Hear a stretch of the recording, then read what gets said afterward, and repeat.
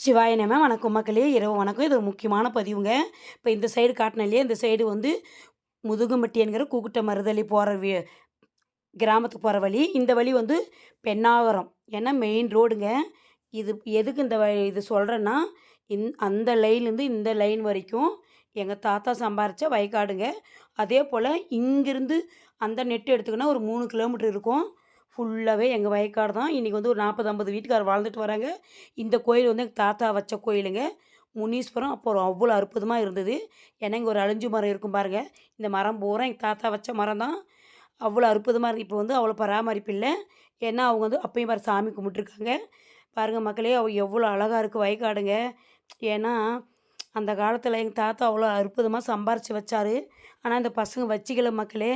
எல்லாம் எதனாலனா குடியே கெடுக்கும். குடி வந்து உடல் நலத்தை கெடுக்குன்றதுனால தான் இந்த வயக்காட்டெல்லாம் விற்றுட்டு போய் பெங்களூர் சேர்ந்தாங்க. பாருங்கள் மஞ்சள் காடு எவ்வளோ நல்லா இருக்குது மக்களே. ஏன்னா எங்கள் அப்பா அவங்களாம் அந்த மாதிரி செஞ்சுட்டு தான் இன்றைக்கி போய் பெங்களூரில் பூ வியாபாரம் கஷ்டப்பட்டுட்ருக்குறோம். இது வந்து எங்கள் தாத்தா வெட்டின கிணறுங்க. ஏன்னா எங்கள் தாத்தாவே வெட்டி அதுக்கு பின்னாடி 40, 50 கிணறு கூட இருக்குது. ஆனால் அதெல்லாம் முக்கியம் இல்லை. இந்த கிணறு வந்து எனக்கு அவ்வளோ முக்கியம். இந்த கிணத்துல நான் சின்ன பிள்ளையில அவ்வளோ நீச்சல் அடிச்சிருக்கேன். அதுக்கு தான் எனக்கு அவ்வளோ சந்தோஷம் அந்த பாட்டு போட்டேன் மக்களே. பாருங்கள் இந்த இந்த இடம் வந்து எங்கள் தாத்தா குழி. ஏன்னா அப்போ வயக்காடு இருக்கும்போதே எங்கள் தாத்தா செத்தார் இல்லையா? அதனால் அந்த இடத்துல எங்கள் தாத்தாவை போட்டாங்க. அங்கே வந்து ஒரு கொழிஞ்சு மரம் இருக்கும். அப்புறம் வந்து நான் இந்த மரம் எலுமிச்சம்பழம் மரம் இருந்துச்சு. எனக்கு தெரியும் மக்களே.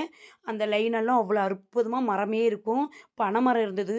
நிறைய தென்னை மரம் இருந்தது. இப்போ கம்மியாயிடுச்சு.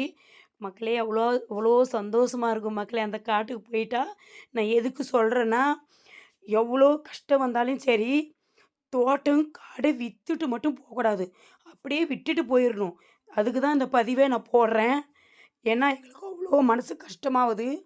இந்த காட்டுக்கு போயிட்டா நான் கண் தண்ணி விடாத வரமாட்டேன். அந்த கரடி குட்டை காட்டினேன் இல்லையா மக்களே, பாரு அவரைக்காய் பொறிச்சு போடுறேன் அந்த காட்டில். ஏன்னா எங்களுக்கு தெரிஞ்சவங்க தான் வாங்கியிருக்கிறது.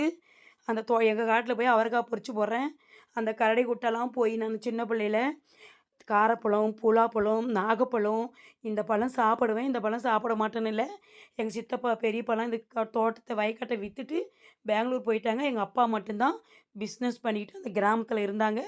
அப்புறம் அதையும் நான் போடுறேன். அந்த கிராமத்தில் தான் 5வது வரைக்கும் நான் படித்தேன். அதையும் வீடியோவாக போடுறேன் மக்களே. இந்த இந்த தோட்டத்துக்கு போயிட்டு அவ்வளோ எங்களுக்கு கண்ணு தண்ணி வரும், சந்தோஷமாக வரும் மக்களே.